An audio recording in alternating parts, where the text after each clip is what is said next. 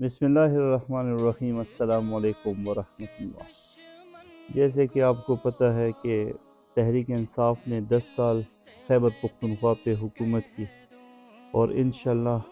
اب امید پیدا ہو گئی ہے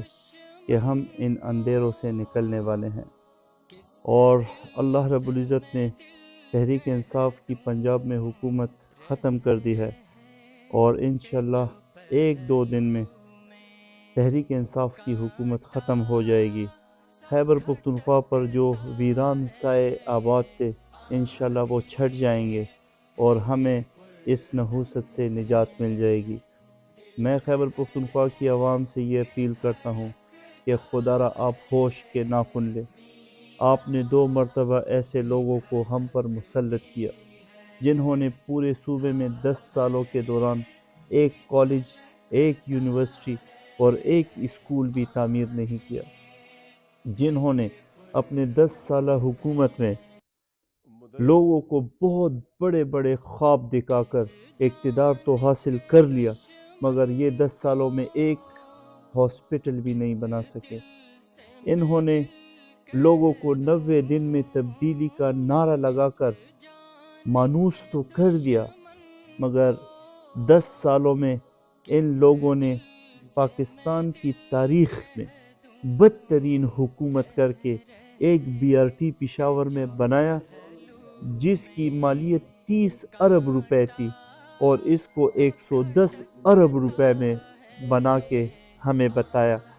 کہ ہم ایسا کام کرتے ہیں۔ انہوں نے 1 میگا واٹ بجلی اپنے 4 سالہ وفاق کی حکومت میں اور 10 سالہ صوبائی حکومت میں صوبے کو نہیں دی۔ انہوں نے ایک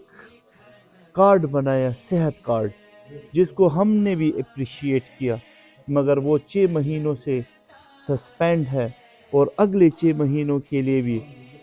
صوبہ خیبر پختونخوا کی حکومت نے اس کو سسپینڈ کر دیا ہے، کیونکہ اس کے لیے بجٹ نہیں ہے۔ تو خوشنما نعرے لگا کر 1 کروڑ نوکریاں دینا اور 50 لاکھ کے گھر بنانے کے جھوٹے وعدے کر کے عمران خان نے اس قوم کو بوتل میں بند کیا، اور آج ان کی حکومت میں لوگ 2 وقت کی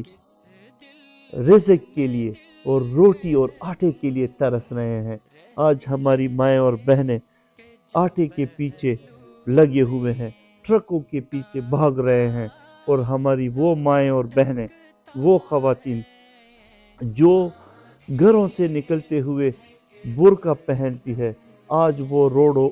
پہ دھکے کھا رہی ہے، اور آٹے کے پیچھے وہ ٹرکوں کے پیچھے لگ کر وہ بھاگ رہے ہوتے ہیں۔ ہمارے وہ نوجوان جن کو نوکریوں کے خواب دکھائے گئے تھے، آج وہ بے روزگاری کی زندگی بسر کر رہے ہیں۔ تو خدا را میں خیبر پختونخوا کی عوام کو کہتا ہوں، میں اسپیشلی پشاور کے لوگوں کو کہتا ہوں کہ آپ ہوش کے ناخن لیں، ایسے لوگوں کو منتخب کریں جو آپ کے دکھ درد کو سمجھ سکے، جو آپ کے کام آ سکے، جو حقیقی معنوں میں آپ کی خدمت کر سکیں۔ ایسے لوگوں کو خدا را ووٹ نہ دے جو آپ کو صرف اور صرف تبدیلی کے نام پر دھوکہ دے، جو آپ کو ریاست مدینہ کے نام پہ دھوکہ دے، اور پھر عملی طور پر وہ ایسی زندگی گزارے کہ جس کو ہمارا پختون معاشرہ اور پختون روایات بھی قبول نہیں کرتا۔ بہت شکریہ۔ السلام علیکم ورحمۃ اللہ۔